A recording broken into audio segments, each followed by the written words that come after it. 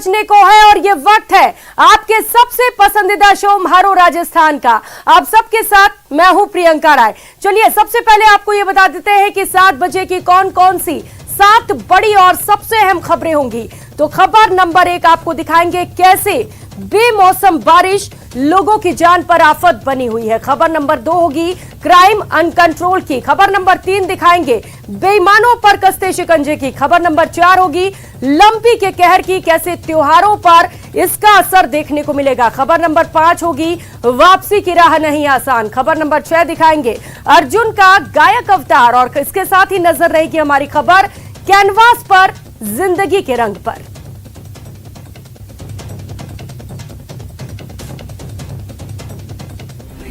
विभूषण हेकार प्रिय ईश शिवा सलालित अंतकनाशन गौरी समेत गिरीश शिवा।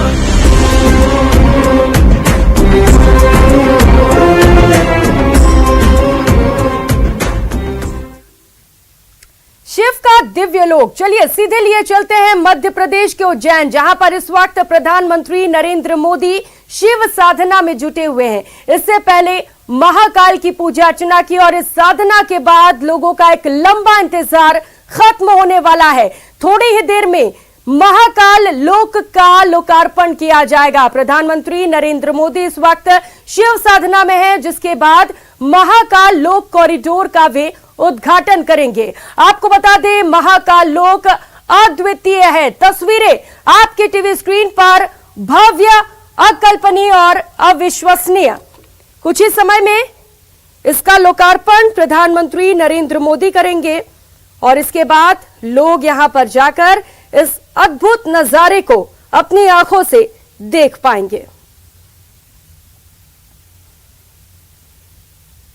तो बाबा महाकाल की नगरी उज्जैन में आज हर तरफ दीपावली की दिन जैसी रौनक नजर आ रही है। तस्वीरें सीधे आपके टीवी स्क्रीन पर दिखा रहे हैं और ये 2 अलग अलग तस्वीरें देखिए आपके टीवी स्क्रीन पर उस दौरान की जब प्रधानमंत्री नरेंद्र मोदी ने पूजा अर्चना की। महाकाल की वैदिक मंत्रोच्चार के साथ ये पूजा अर्चना की गई और नमः पार्वती पतया हर हर महादेव के साथ इस पूजा का समापन हुआ है। और अभी फिलहाल प्रधानमंत्री नरेंद्र मोदी शिव की साधना में लगे हुए हैं। साधना के बाद तुरंत इसका लोकार्पण कर दिया जाएगा।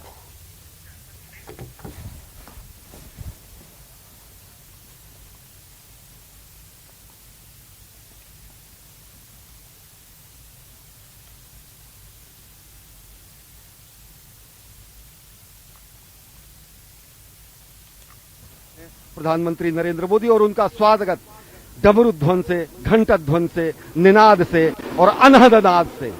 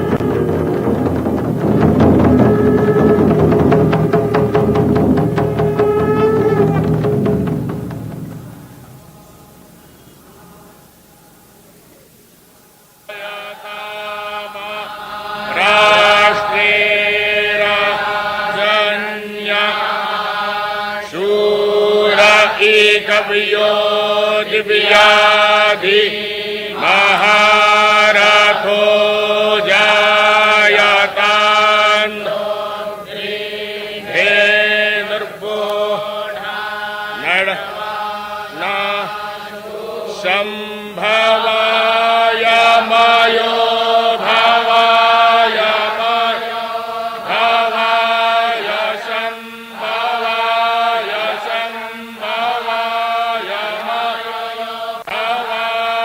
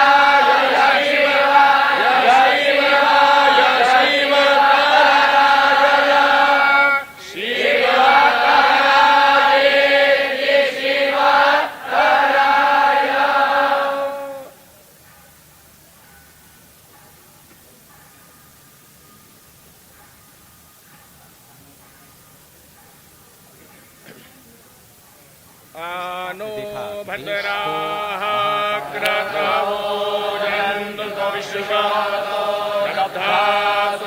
अपरीतास उद्भिदाः देवानो यथा सदमिद्वेधे असन्नप्रायो रक्षितारो दिवे दिवे देवानां भद्रासु मतिर्रेजूयता देवानाग्मुरादि अभिनो निवर्तताम् देवानाग्मुसत्यमुपसेदिमाभयन् देवान आयुः प्रतिरन्तु जीवसे तानुर्भयानि विदाहु महे भयम्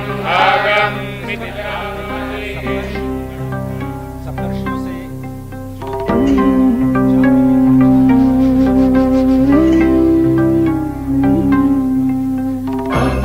अवन्तिकायां विहितावतारं मुक्तिप्रदानाय च सज्जनानाम्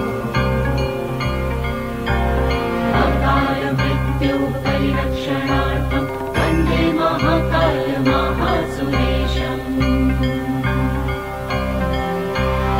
अवन्तिकायां विहितावतारं मुक्तिप्रदानाय च सज्जनानाम्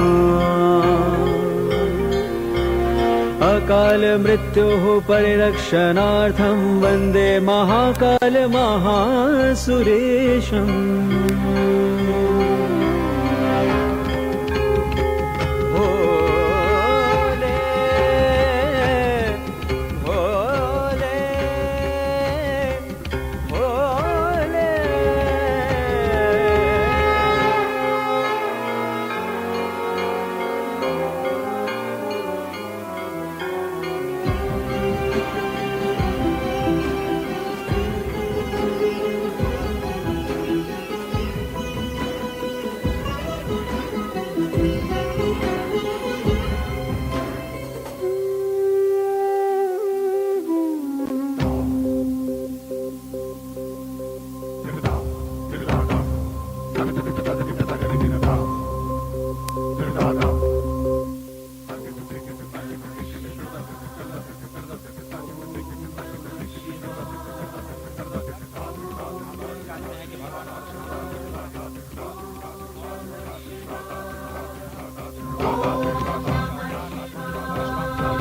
महर्षि जमदग्नि जो सप्तर्षियों में से एक महर्षि गौतम, महर्षि जमदग्नि, उसके बाद महर्षि विश्वामित्र, जिन्हें कहा जाता है कि वो गायत्री मंत्र के दृष्टा हैं और आनुवांशिक विज्ञान और अस्त्र शस्त्र की विद्या के ज्ञाता, और यही भारत जिसे पहले विश्व गुरु के नाम से जाना जाता था। उसके बाद महर्षि भारद्वाज जो स्वयं देवगुरु बृहस्पति के पुत्र हैं, ऋग्वेद के छठे मंडल के दृष्टा हैं और भारद्वाज स्मृति, भारद्वाज संहिता और जो विज्ञान शास्त्र है उसके रचयिता हैं। साथ ही महर्षि अत्रि जो कि ब्रह्मदेव के नेत्र से उत्पन्न है, ऋग्वेद के 5वें मंडल के दृष्टा और वनवासी श्री राम के मार्गदर्शक। और अत्रि इस वक्त आप जो तस्वीरें देख रहे हैं ये महाकाल पथ की तस्वीरें, जिसमें इस वक्त मंडपम जिसे कहा जाता है, और ये बहुत ही अत्यंत मनोहारी दृश्य त्रिपुर वध का। त्रिपुर एक महान दानव जिसे भगवान श्री शिव ने एक ही बाण में त्रिपुरासुर का वध किया और इस रथ का संचालन स्वयं श्री ब्रह्मा जी ने किया था। ये इस अत्यंत मनोहारी दृश्य के माध्यम से आपको त्रिपुर वध की जो कथा है वो आप तक पहुंच रही है।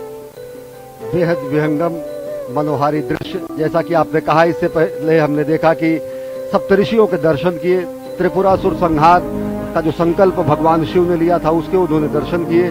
और इस समय प्रधानमंत्री नरेंद्र मोदी सप्तर्षि मंडल में ही हैं, जहां पर, और साथ ही साथ इस पूरे अगर देखें महालोक को तो अलग अलग क्षेत्रों में 900 मीटर से ज्यादा ये लंबा विस्तीर्ण क्षेत्र है, जहां पर अलग अलग शिव पुराण से संबंधित जो कथाएं हैं उनका लोकार्पण किया गया है। त्रिपुर सुर संहार की अगर कथा की बात करें तो ब्रह्मा ने जब ताड़कासुर के तीनों पुत्रों को 3 पुर दे दिए और त्रिपुर राक्षस असुर के रूप में जाने लगे और जब उनसे समूची मानवता क्लांत हो गई, तो ये दृश्य इस समय देख रहे हैं कि प्रधानमंत्री नरेंद्र मोदी उसका अवलोकन कर रहे हैं। तो उसे मोक्ष प्रदान करने के लिए एक विशेष रथ के रूप में और विशेष अस्त्र के रूप में त्रिपुरासुर संहार करने के लिए भगवान शिव ने अवतार लिया, जिसमें उनके रथ के रूप में, सारथी के रूप में स्वयं ब्रह्मा थे, सूर्य और चंद्र जिसके पहिए थे, मेरु पर्वत उनकी धनुष थी, सर्पराज वासुकी उनकी प्रत्यंचा थे, अग्नि वायु विष्णुदेव और यमदेव उनके बाण थे, और सबसे बड़ी बात, इस दुष्कर और दुसाध्य कार्य के लिए भगवान शिव ने उज्जैन का ही चयन किया। इस समय प्रधानमंत्री नरेंद्र मोदी महाकाल के लोक का वो दृश्य देख रहे हैं और इस समय पहुंचे हैं नवग्रह में।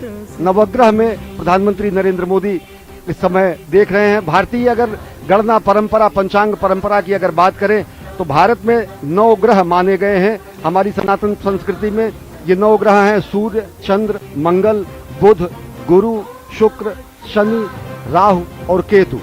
कालांतर में जो विज्ञान ने भी 9 ग्रह माने, उनमें चंद्रमा उपग्रह के रूप में रहा और सूर्य तारा के रूप में रहा, लेकिन नवग्रह के रूप में हमारी जो सनातन संस्कृति की जो गणनाएं रही, उसका भी यहाँ पर बहुत शानदार वर्णन और विवेचन किया गया। और ये जो आप नयनाभिराम अप्रतिम दृश्य देख रहे हैं अजय, देखें तो किस तरीके से रक्षा सूत्र में बना हुआ भगवान शिव का ये शिवलिंग यहाँ पर रखा गया है। और निश्चित तौर से इसके पीछे की जो अवधारणा होगी कि एकता के सूत्र में हम समूचे देश को बांधे, धर्म धर्मांतर मत मतांतर को किनारे रखते हुए एक रक्षा सूत्र के रूप में यहाँ पर उपस्थित भगवान शिव का ये महालिंग ये बताता है कि किस तरीके से हम राष्ट्र की एकता के लिए, राष्ट्र को एकता के सूत्र में बांधने के लिए हम तत्पर हैं। क्योंकि ये पूरा का पूरा जिस शिवलिंग का लोकार्पण करते समय प्रधानमंत्री नरेंद्र मोदी ने विश्वार्पण लोकार्पण किया, वो रक्षा सूत्र से बना हुआ है। और रक्षा सूत्र से बनने का अर्थ यही है कि हम एकता के सूत्र में बंधे, क्योंकि अलग अलग तंतु जब एक हो जाते हैं तो रक्षा बनती है, और वो रक्षा सूत्र निश्चित तौर से लोगों की रक्षा के लिए होती है। और साथ ही साथ अगर देखें अजय, तो ये भारत के विश्व के मस्तक पर, विश्व के क्षितिज पर नए भारत के अभ्युदय का सीधा प्रमाण है। पूरी दुनिया देख रही कि किस तरीके से भारत भारतीयता को अपने में समेटे, नित नूतन और चिर पुरातन विरासत के साथ विकास के मंत्र को लेकर प्रधानमंत्री नरेंद्र मोदी नए भारत का अभ्युदय कर रहे हैं, नए भारत का निर्माण कर रहे हैं, नए भारत की संकल्पना को साकार कर रहे हैं। और इस समय प्रधानमंत्री नरेंद्र मोदी इस 900 मीटर से ज्यादा लंबे महाकाल कॉरिडोर जिसे कहा जाता है, और जिसे कहा जाता है महाकाल का लोक, महाकाल के लोक का महालोकार्पण करने के बाद अब प्रधानमंत्री नरेंद्र मोदी जा रहे हैं इस पूरे विस्तीर्ण क्षेत्र का भ्रमण करने के लिए। और सबसे बड़ी बात अजय, जैसा आपने बताया था कि यहाँ की दरो दीवार पर शिवपुराण से संबंधित एक एक कथाओं का विधिवत चित्रण किया गया है। चाहे वो गंगा अवतरण का दृश्य हो, चाहे वो असुरों के वध का दृश्य हो, चाहे वो भगवान के अलग अलग अवतारों की रूप हो, चाहे वो संदीपनी और भगवान अस्थि का दान करने वाले दधीच के पुत्र को मोक्ष प्रदान करने का दृश्य हो। और जैसा कि अभी हम एक बार फिर देख रहे हैं, ताड़कासुर के वध के बाद त्रिपुरारी जब कहा गया भगवान शंकर को, त्रिपुरारी इसी त्रिपुर असुरों के वध करने के बाद। ब्रेक के बाद आप सभी का स्वागत है। चुनाव से पहले बीजेपी के जिन पूर्व नेताओं ने पार्टी में वापसी की उम्मीद लगाई थी, उस पर फिलहाल रेड सिग्नल दिख रहा है। पार्टी के प्रदेश प्रभारी ने इसके लिए कमेटी की रिपोर्ट और अध्यक्ष की स्वीकृति को अनिवार्य कर दिया है, जिससे वसुंधरा राजे समर्थक नेताओं में बेचैनी बढ़ गई है।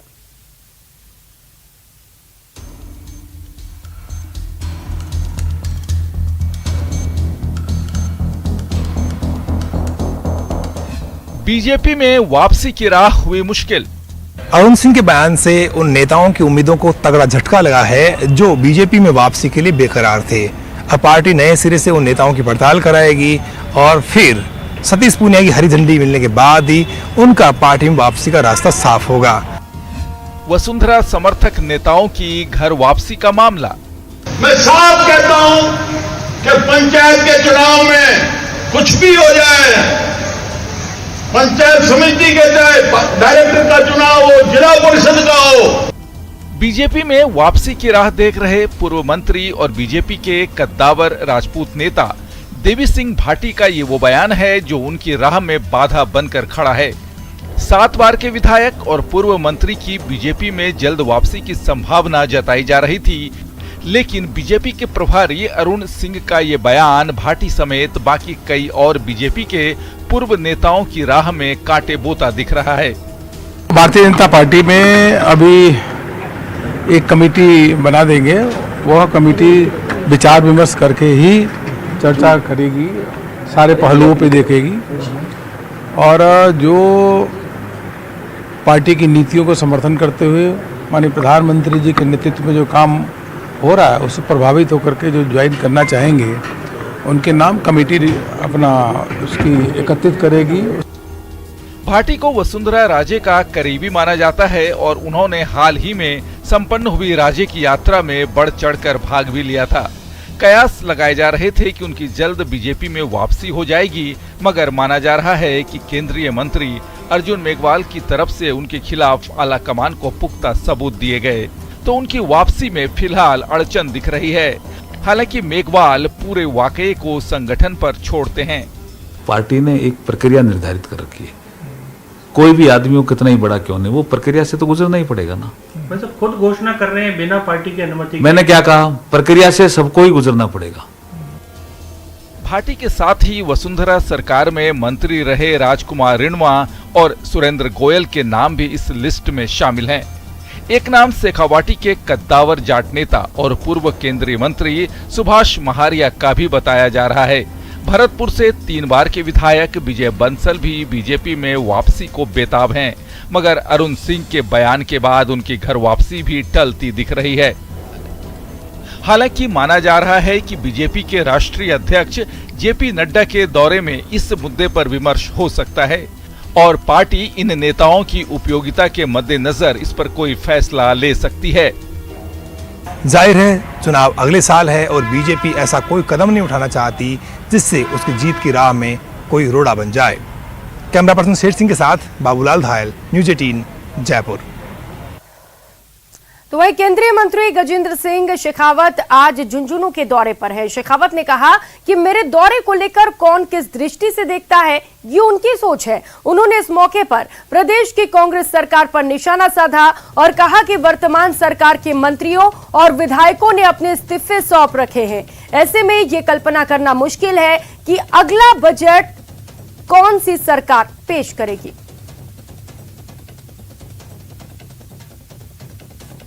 तक की भी कल्पना कैसे कर सकते हो जब राजस्थान की सरकार में सरकार की पार्टी के सारे मंत्रियों ने आधे लगभग सभी विधायकों ने इस्तीफा सौंप रखा हो, वो सरकार कितने दिन तक चलेगी। मुझे लगता है कि मुझे वैसे आधिकारिक रूप से किसी दूसरी दल के विषय में टिप्पणी नहीं करना चाहिए, लेकिन राजस्थान की जनता ये मानती है कि जिस तरह की उहापोह की स्थिति, ये उहापोह की स्थिति उनके घर में जो लड़ाई है, कौन मुख्यमंत्री होगा कौन नहीं होगा, कब बदलेगा कितना बदलेगा, लेकिन ये तय बात है कि राजस्थान की जनता इस सब के चलते अपने आप के साथ में अन्याय हो रहा है ऐसा महसूस करती है।